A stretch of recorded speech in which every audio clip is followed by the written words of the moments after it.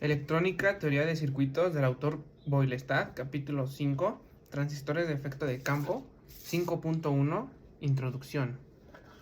El transistor de efecto de campo, FET, por las siglas en inglés Field Effect Transistor, es un dispositivo de 3 terminales que se utiliza para aplicaciones diversas que se asemejan en una gran proporción a las del transistor BJT, descrito en los capítulos 3 y 4. Aunque existen importantes diferencias entre los dos tipos de dispositivos, también es cierto que tienen muchas similitudes que se presentarán a continuación. La diferencia básica entre los dos tipos de transistores es el hecho de que el transistor BJT es un dispositivo controlado por corriente, como se describe en la figura 5, mientras que el transistor JFET es un dispositivo controlado por voltaje, como se muestra en la figura 5.1b.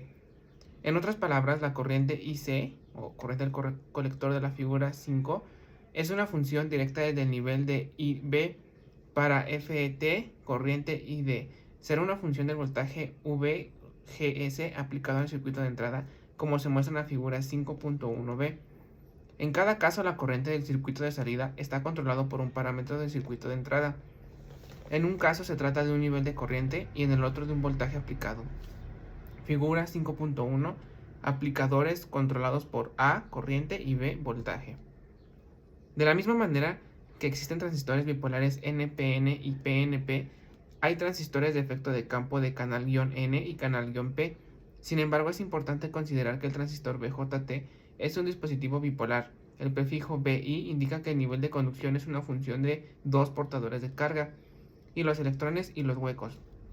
El FET es un dispositivo unipolar que depende únicamente de la conducción o bien de electrones canal-N o de huecos canal-P. El término efecto de campo en el nombre seleccionado merece cierta explicación. Toda la gente conoce la capacidad de un imán permanente para atraer limaduras de metal hacia el imán sin la necesidad de un contacto real. El campo magnético del imán permanece, envuelve las limaduras y las atrae al imán por medio de un esfuerzo por parte de las líneas de flujo magnético con objeto de que sean las más cortas posibles. Para el FET, un campo eléctrico se establece mediante las cargas presentes que controlarían la trayectoria de conducción del circuito de salida, sin la necesidad de un contacto directo con las cantidades controladas y controladas. Existe una tendencia natural cuando se presenta un segundo dispositivo en un rango de aplicaciones similar a uno que se dio a conocer previamente. Para comparar algunas de las características generales de cada uno, uno de los rasgos más importantes del FET es una gran impedancia de entrada, a un nivel desde 1 a varios cientos de megaohms. Excede por mucho los niveles típicos de resistencia de entrada de las configuraciones con el transistor BJT. Un punto muy importante en el diseño de los amplificadores lineales de AC, por otro lado, el transistor BJT tiene la sensibilidad mucho más alta de los cambios de la señal aplicada. Es decir, la variación de la corriente de salida es obviamente mucho mayor para el BJT que la que produce el FET para el mismo cambio de voltaje aplicado. Por esta razón, las ganancias normales de voltaje en AC para los amplificadores de BJT son mucho mayores que para los de FET. En general, los FET son más estables a la temperatura que los BJT, y los primeros son por lo general más pequeños en construcción que los BJT, lo cual los hace mucho más útiles en circuitos integrados, por las siglas en inglés Integrated Circuits. Sin embargo, las características de construcción de algunos FET nos pueden hacer más sensibles al manejo que los BJT.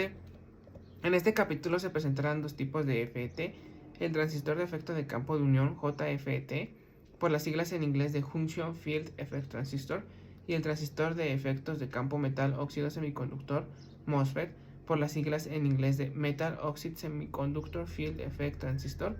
La categoría MOSFET se desglosa después de los tipos decremental e incremental, los mismos que describiremos. El transistor MOSFET se ha convertido en uno de los dispositivos más importantes en el diseño y construcción de los circuitos integrados para las computadoras digitales. Su estabilidad térmica y otras características generales los hacen muy popular en el diseño de circuitos para computadoras. Sin embargo, como elemento discreto en un encapsulado típico de sombrero alto, se debe manipular con cuidado, tema que se analizará en su sección posterior.